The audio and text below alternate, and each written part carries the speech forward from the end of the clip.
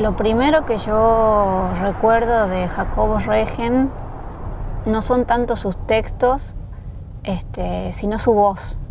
Yo no lo conocí personalmente, pero hablé con él por teléfono y me impactó mucho su voz.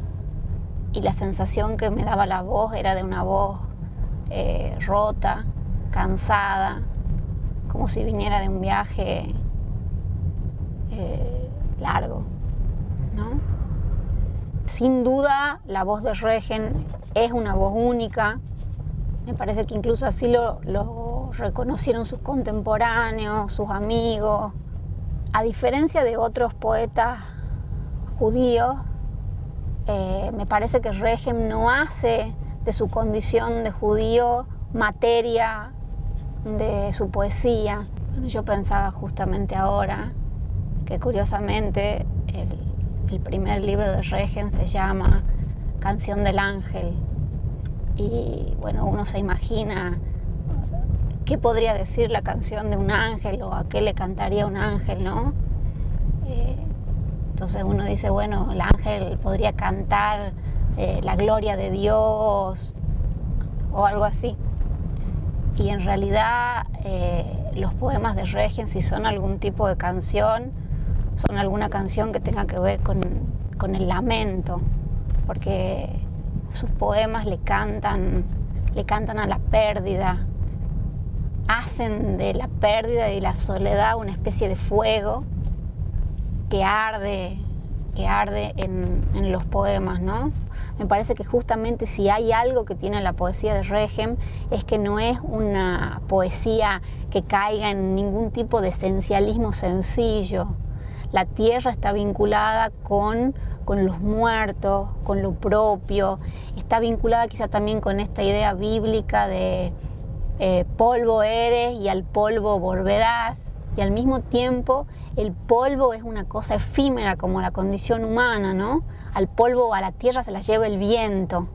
Los poemas de Regen tienen esta cosa de la brevedad, tienen este tono sentencioso de la profecía,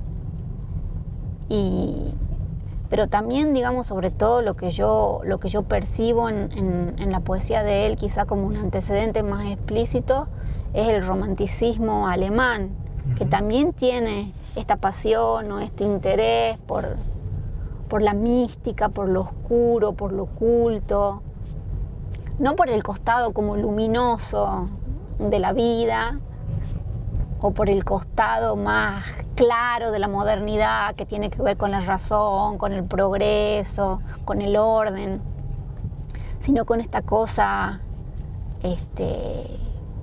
más oscura, más gótica, si se quiere, ¿no?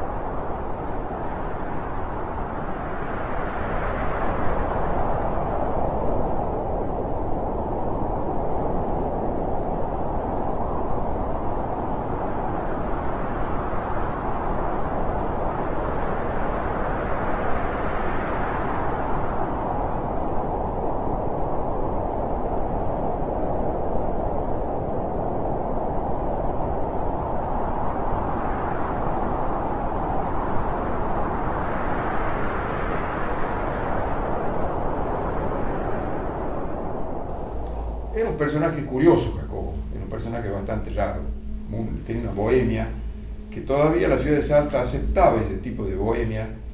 No sabíamos lo chica que era la ciudad de Salta, yo creía que era una ciudad grande, pero no, ahora me doy cuenta de que era una ciudad chiquísima, donde acababa la ciudad, los límites geográficos y la facilidad para encontrarse. Había entre los poetas un cierto reconocimiento por la obra de Jacobo.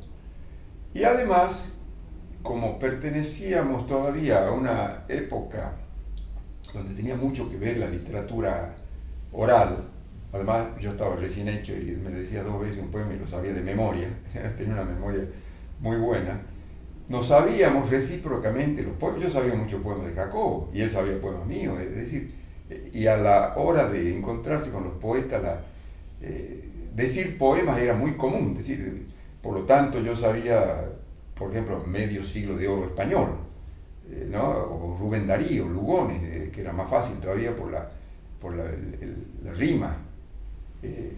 estaban hechos para la memoria. Pero así era la cosa. Y cuando te digo que Jacobo tenía ya presencia de poeta, es porque se sabía que era un poeta y que era importante, y yo tenía ganas de que él me lea los poemas y me diga que era bueno. Me resultaba importante la opinión de él, como la opinión de Walter Adel. Entonces, en ese sentido, a pesar de que era un hombre que tendría Jacobo 30 años, ya tenía una presencia de poeta. No de recitación ni de esto, no, eso no había, sino de circulación. Y lo que sí había, que también ha desaparecido, es la publicación de poesía en los diarios. También lo hizo más interesante precisamente por el medio donde se daba. El medio de Salta de ese momento está también presente la carpa, por ejemplo, que viene a ver de Neruda, de Vallejo, y el grupo La Carpa, que se dio en todo el norte, que lo conoces perfectamente porque sale en Tucumán, convocado por Raúl Galán. Entonces, Manuel Castilla, Raúl Arauz Anzoátegui, Raúl Galán, toda esa presencia de poesía de la tierra era muy fuerte.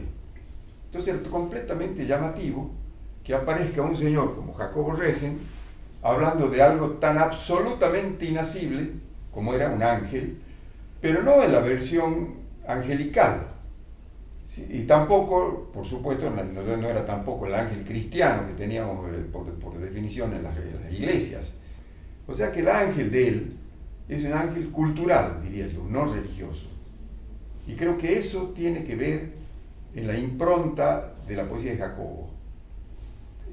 No es tan literaria como de flashes. Y bueno, ahí trae toda esta carga que te digo.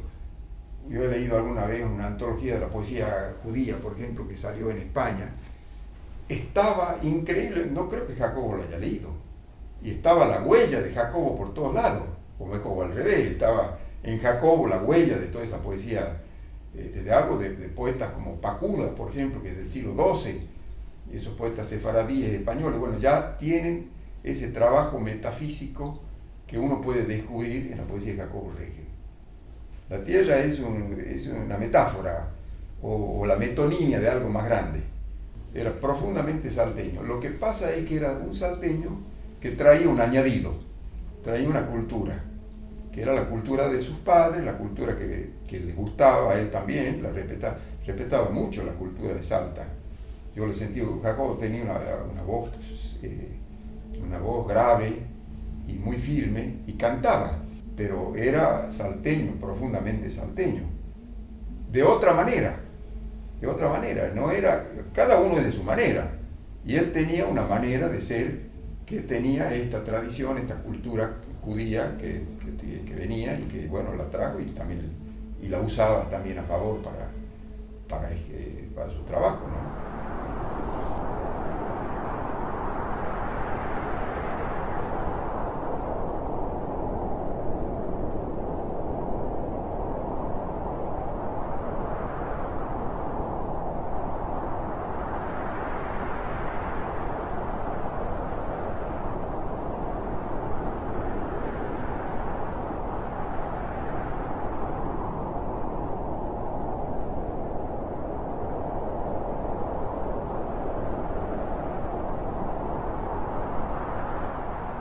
Jacobo es un ser único, absolutamente único, un ser profundamente espiritual. Si vos te vas por la casa de Arias Rangel, que es un museo en Salta, una casa colonial hermosa, en el centro de Salta, al fondo hay una estatua de un ser que está más o menos así, si no me equivoco, que es claramente Jacobo Regen. Pero no dice Jacobo Regen, dice el poeta. Es una escultura del Toquiche Mayashi, un gran escultor que tuvimos en Salta. Se llama el poeta, porque su aspecto es él no puede ser sino poeta. Entonces, ¿cómo es un ser espiritual, un ser que respira poesía, sabio, callado, no habla más de lo necesario, sonríe poco, a pesar de que tiene un gran sentido del humor, un gran lector, un enorme lector. Él vive más de noche que de día, siempre leyendo o escribiendo. es un ser angelical. Y Jacobo puede ser angelical, pero en el sentido opuesto, puede ser demoníaco. A veces es un ángel refulgente, es un ángel que te emociona por toda la vida, la nobleza, el espíritu, y a veces es un ángel caído, abatido, profundamente desolado. Creo que tiene una sensibilidad tan tremenda, tan exquisita, que cualquier cosa de lo injusto de este mundo, en lo social, lo perturba enormemente y cae, pero cae, ¿no? Creo que es la visión del mundo que él tiene, y que en parte es así, ¿no? Él tiene su segundo libro, se llama Umbroso Mundo, o sea, es mundo sombrío. Él veía el mundo de esa manera. Y al mismo tiempo tiene tanta ternura, hasta en su desolación hay tanta ternura, que te hace leerlo, y leyendo una poesía desolada, tu corazón se inflama, tu espíritu se agiganta. Por eso que Ángel es a veces refulgente, espléndido, y a veces abatido. Pero al mismo tiempo, por momentos, tiene estos poemas elegíacos tan... a su madre, yo sinceramente creo que es uno de los más grandes poemas elegíacos de la literatura hispanoamericana, pero todos sus poemas elegíacos, a Walter Adet, a Pipo Ferrari, que era a Margarita Ferrari, que fue su gran amor de madurez. Jacobo en 1980 organiza en la Sociedad Israelita de Salta un recital de poesía salteña, pero con los poetas diciendo sus poemas. Esa fue la última vez que lo vimos y lo escuchamos a Manuel J. Castilla, porque poco después muere. Eso es más o menos por junio, julio del 80. Jacobo lee allí su elegía a su madre, que es una maravilla. Se le acerca una mujer conmovida a felicitarlo, a agradecerle, y Jacobo queda impresionado por el aura que destilaba esta mujer, el porte que tenía. Y poco después comienza una relación amorosa de madurez. Ella era la profesora Margarita Ferrari, una profesora de literatura francesa, un ser muy culto. Y el poeta, que duraría hasta la muerte de Margarita, eso fue en 1980, hasta el 2002 que Margarita muere. Él fue capaz en la madurez de encontrar el amor que sentía que había perdido definitivamente. Él tuvo una relación amorosa en la década de los 30 más o menos, con una artista plástica de Buenos Aires, y donde lo que quedó de ese amor lo resume en un poema de él, Obediencia se llama, 4 líneas, pero cuando aparece Margarita, ese miedo se derrumba y dio origen. Él su tercer libro, El Vendedor de Tierra, que lo edita en 1981, se lo dedica a Margarita Ferrari. ¿Vos ves marcas de la tradición judía en la poesía de Jacobo? Mirá, la poesía de Jacobo es una poesía de la desolación humana, no judía ni no judía. Sin embargo, hay partes donde al menos yo reconozco profundas raíces judías. Así que yo creo que en parte sí, no es que está textualmente, pero en el espíritu de algunos de sus poemas y en la desolación profunda que él tiene, yo sí veo una cierta raíz judía. Algo creo importante, Jacobo, en cuanto a la pregunta que algunos se formulan, si es un poeta o un hombre de la ciudad o del campo, yo te diría que ni de lo uno ni de lo otro. Es un poeta del interior, absolutamente. Es un poeta de las emociones más profundas del ser humano, de la desolación, del amor perdido o del amor encontrado, del reproche a sí mismo, de la duda, de la culpa. Yo alguna vez me pregunté qué había en la poesía de Jacobo, que siendo una poesía desolada, sin embargo provoca regocijo a quien la lee. Es una cosa, yo dije alguna vez que parece un oxímoron, una contradicción en sí misma. Y seguramente debe haber más de una hipótesis para decirla, ¿no? Pero una de ellas creo que es porque trata cuestiones fundamentales de todo ser humano: la pérdida de la madre, la pérdida de la añoranza de la niñez, el dolor del amor perdido, la esperanza del amor que vuelve a encontrarse, el miedo de emociones que todos tenemos, aunque perdido en el mundo, entra y para las cosas, en el fragor de la vida cotidiana, no, nos olvidamos de ellas, pero en los momentos más recónditos, más solos, más profundos, los sentimos y por eso nos emparentamos.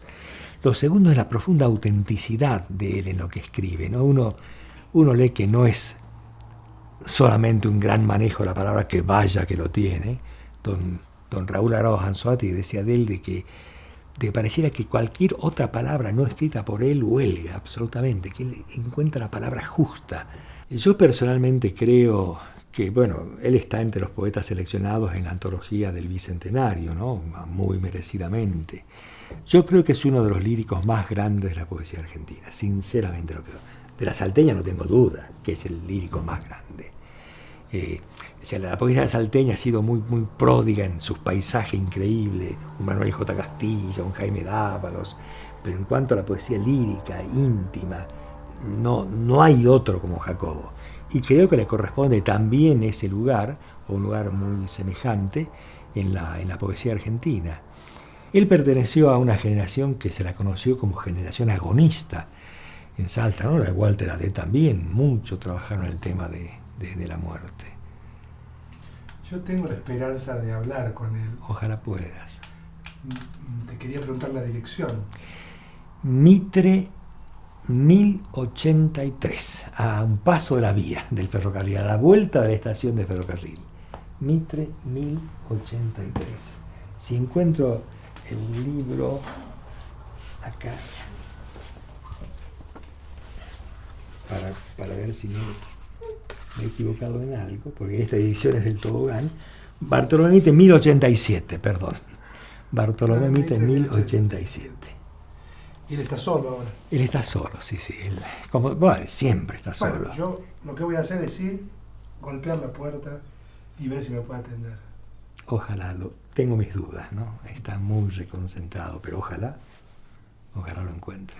Bueno, muchas gracias. Por el contrario. Un gusto, Fabián.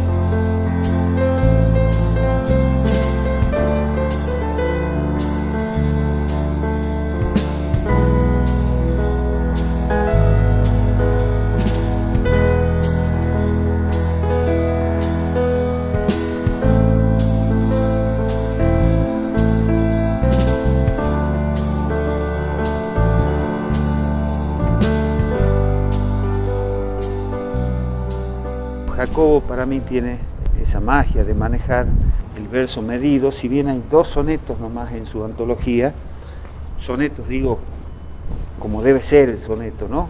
En este caso en decasílabos y con el rigor de la rima y toda su sustancia, pero él tiene en no menos de 13, 14 poemas de esa misma antología, lo que yo entiendo o lo que yo descubro, sonetos hechos reducidos, digamos, ¿no? Para ponerlos de alguna manera. De golpe hay un cuarteto perfecto de un soneto, con la rima A, B, B, A, estrictamente en decasílabo, que sin embargo termina ahí. Es ese primer cuarteto, el soneto en sí, el poema, el verso libre en sí, manifestado de esa manera. Me gustaría leerlo porque está dedicado al Teuco, pero dice: sé dura, oh luz, conmigo, no regañes a flor de piel, inquiere, lo que en el fondo busca tu castigo y sin descanso hiere. Hiere profundo, profundo, que es mucho lo que perdí rodando, no por el mundo, sino por dentro de mí. Y ahí encontramos nuevamente la rima. La rima está hecho esto, todo tiene una rima perfecta, sin embargo escapa eso de la forma y te está diciendo muchísimo con esta fantástica rima. Y te está reconociendo que su mundo es interior, tal vez por eso su ostracismo, esto de viajar por su cabeza sin moverse y lograr lo que puede lograr diciendo desde esa profundidad, ¿no? Tal vez se me ocurre en este momento, tal vez el humor de Jacobo estaba más fuera de su casa, en las mesas de café, en las charlas con amigos, donde surgía la ironía y la risa como vínculo de una charla. Pero creo que al dejar ese momento, él entraba en sí mismo, hurgaba en sí mismo y lograba sacar de sí esa gran fuente de agua pura. Fue notoria su amistad con Walter Adet, con Santiago Silvester, con el Teuco Castilla, que permanentemente, bueno, cuando vienen a Salta intentan visitarlo, ya es un intento visitarlo, pero porque sigue estando, pero bueno, ya digo, sus tiempos son tan distintos que a veces no coincide la hora en que uno va y que trata de verlo, pero sí, ha tenido un gran vínculo con Miguel Ángel Pérez también. Hay muchas anécdotas de todos ellos juntos, ¿no? Esto del ángel está muy representado en él desde ese poema y fue una imagen muy linda que él se dio a sí mismo. Si yo tendría que catalogarlo con otra palabra que no sea ángel, yo utilizaría para mencionarlo la palabra ternura, que tiene mucho que ver con un ángel. Es una rarísima sensación la de golpear, saber que esté y no poder conversar con él.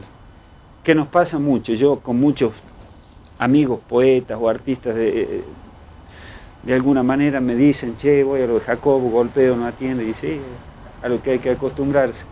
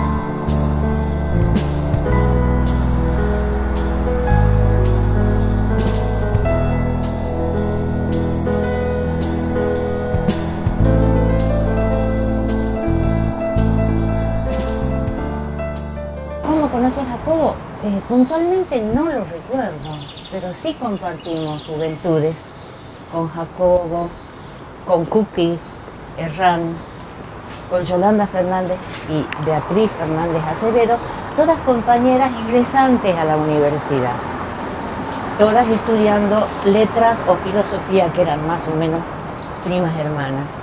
En esa instancia apareció Jacobo por ahí, qué sé yo, Salta era una aldea, éramos pocos.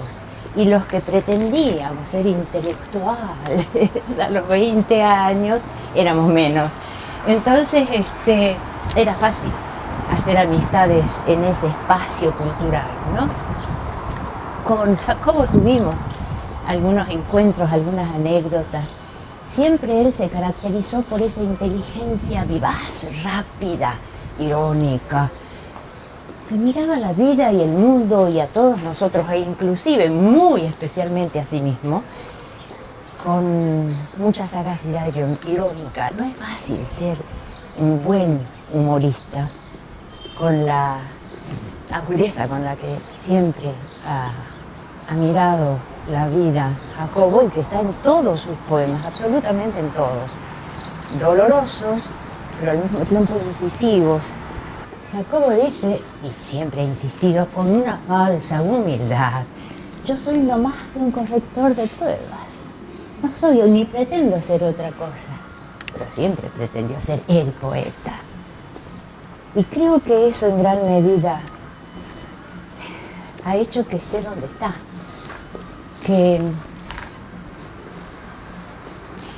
se hunda en la palabra porque no puede encontrar la palabra. Es un buscador incansable del secreto del lenguaje como constitutivo de la vida misma, ¿no? Por eso su escasez. Jacobo no solamente es poeta de pocos libros y de minuciosos y pequeños poemas, sino un corrector. El corrector de pruebas que se está probando a sí mismo permanentemente. Ese Jacobo que a veces, todos los días, estaba en un bar de acá, en los alrededores de la estación, en épocas en que esto no era un corredor turístico, escribiendo en servilletas de papel sus poemas que metía en cualquier bolsillo y que después perdía. Por ahí los reencontraba y se dedicaba a pulirlos, desechar el ripio de ir desnudando el poema para darle densidad y altura al mismo tiempo, ¿no?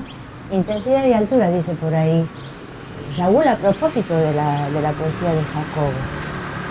En fin, dos generaciones interesantemente vinculadas en Salta, ¿no? La de la Carpa y la de 60.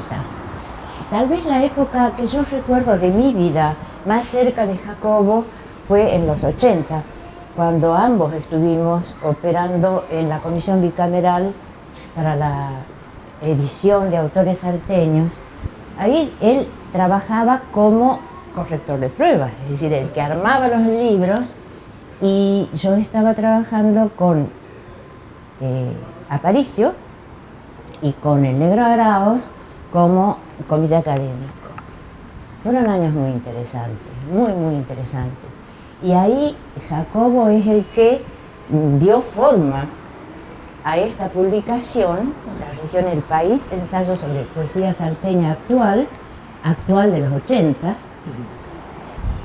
Esta preciosa estación de trenes fue compañera de Jacobo durante toda su vida, hasta que se transformó, como decía hace un rato, en espacio de turismo, se mercantilizó y perdió el perfil que tuvo siempre.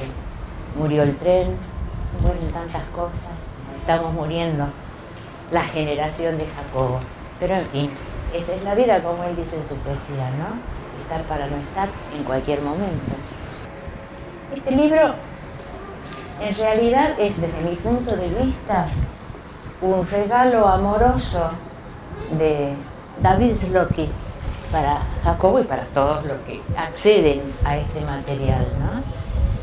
David fue un gran compañero, un gran sostén para Jacobo, y el que intentó de hacer de Jacobo un hombre normal.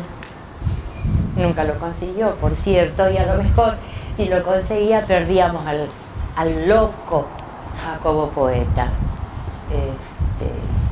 Ese que perdía los poemas que escribía, decía yo, en servilletitas de bares de este lugar del mundo. El libro reúne los poemarios de Jacobo distribuidos en el lapso de más o menos 20 años, del 60 a fines del 80. Y momentos en el que Jacobo, al final, en lo que en esta antología se llama Otros Poemas, tenía como la resolución de no publicar nunca más. Yo ya no, ya he dicho todo lo que tenía que decir. Como todo eso está atravesado en general por una filosofía existencial, que es como se caracteriza al existencialismo, ¿no? Esta especie de estado agónico, de este ser que no llega a ser, esta búsqueda incansable para llegar siempre a la nada. ¿No? Muy heideggeriano por ahí a veces. Pero es un ángel que a su vez escribe El vendedor de tierra, y es esta tierra. ¿Y dónde está esta tierra? Está en las dedicatorias, y está en ese poemita breve que se llama El vendedor de tierra. Cargando tierra negra en sus espaldas, son nuestros vendedores de tierra en la calle que siguen ofreciendo a los gritos en las siestas salteñas la bolsa de tierra negra, señora, para su jardín. ¿Sí? Y esa tierra que alguna vez se la tendrán que dar toda a él.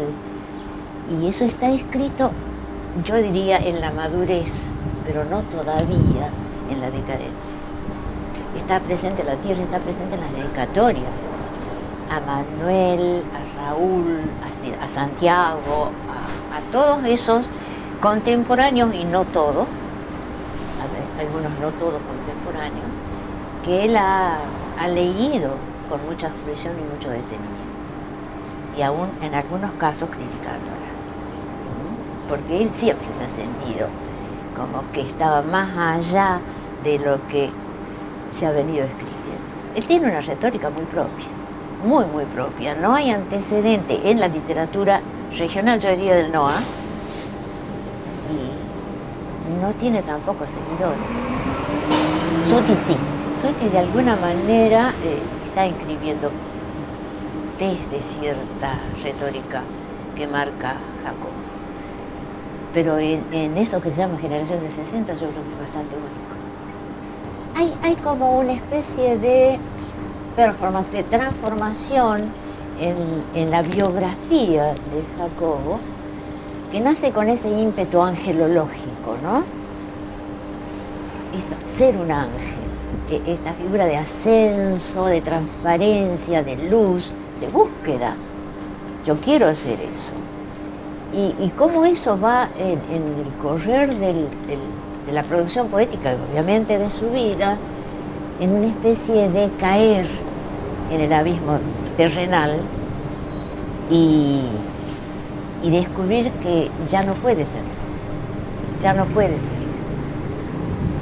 Lo dice sobre todo al final, lo cierra en ese poema que se llama Intemperie, ¿no? Haz que el silencio mío, ya de piedra, recuerde sus oscuros lagrimales y llore con la música que antaño se desnudaba, trémula, en un ángel. ¿Sí? Es decir, él se cierra a sí mismo como potencialidad, como que la vida le ha sido un transcurrir hacia el desengaño, y él lo ve como muerte en vida, que es un poco la metáfora de su propia existencia. Es impresionante, impresionante cómo consigue con el lenguaje transcribir ese recorrido de descenso. Y en eso es muy metafísico. Él busca la luz, busca la luz, pero no puede abandonar la sombra, este mundo sombrío, el umbroso mundo. Y todo ese libro es sombra, es no poder salir del barro de la vida. Por eso si lo leemos hoy, en el barro en el que estamos metidos, de estos últimos tiempos, es muy actual. Es muy actual. Como buena poesía, la buena poesía siempre es hoy. Yo tengo interés en conocerlo, en hablar con él. ¿Vos crees que me atenderá? No creo. Es una lástima, pero la única persona que podía abrir la ventanita de la casa de Jacobo para que otro entre era Margarita. A él intento. Sí, siempre hay que probar.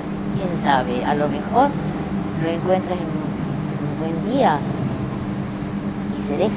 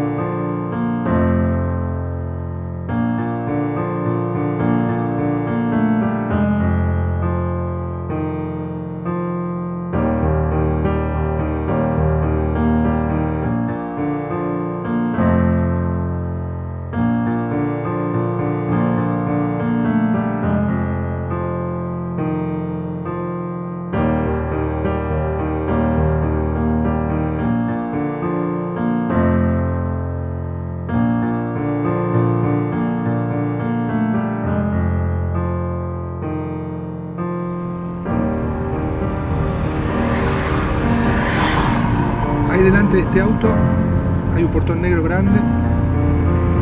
Bueno, ya estamos.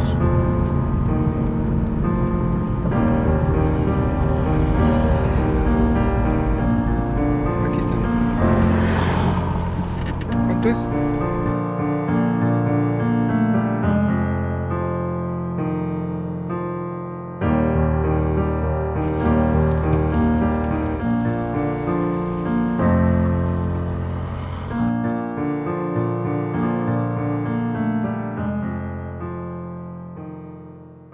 Serenamente digo, soy un ángel y me debes creer. Ningún platillo de la balanza sube o baja bajo mi peso. Incorpóreo, ligero, desnudo como la luz, y sin embargo toda mi trayectoria es una sombra, mi corazón es una sombra, una moneda oscura, destruida por el tiempo y sin memoria.